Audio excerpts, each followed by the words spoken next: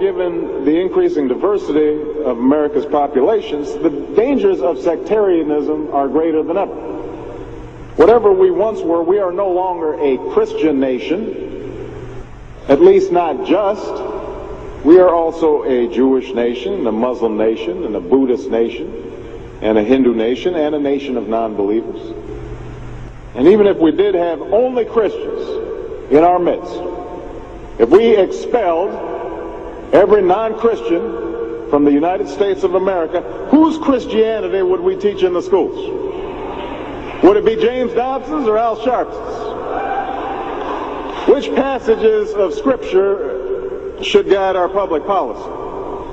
Should we go with Leviticus, which suggests slavery is okay, and that eating shellfish is an abomination? Or we could go with Deuteronomy, which suggests stoning your child if he strays from the faith?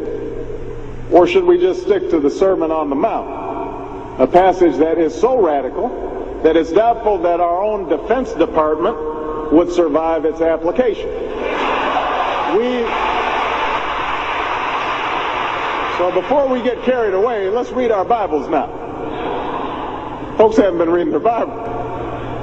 Which brings me to my second point. Democracy demands that the religiously motivated translate their concerns into universal rather than religion-specific values. What do I mean by this? It requires that their proposals be subject to argument and amenable to reason. Now, I may be opposed to abortion for religious reasons, to take one example, but if I seek to pass a law banning the practice, I can't simply point to the teachings of my church or evoke God's will.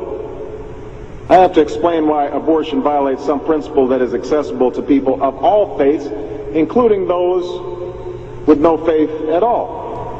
Now, this is going to be difficult for some who believe in the inerrancy of the Bible, as many evangelicals do. But in a pluralistic society, we have no choice.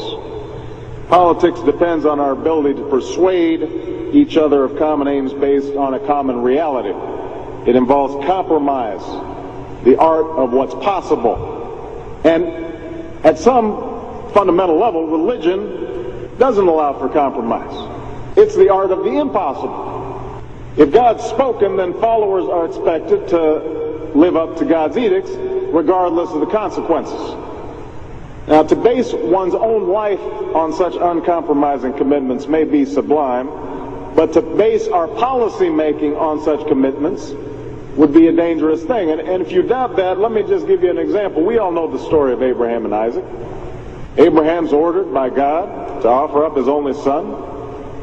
Without argument, he takes Isaac up to the mountaintop, he binds them to the altar, raises his knife, prepares to act as God commanded.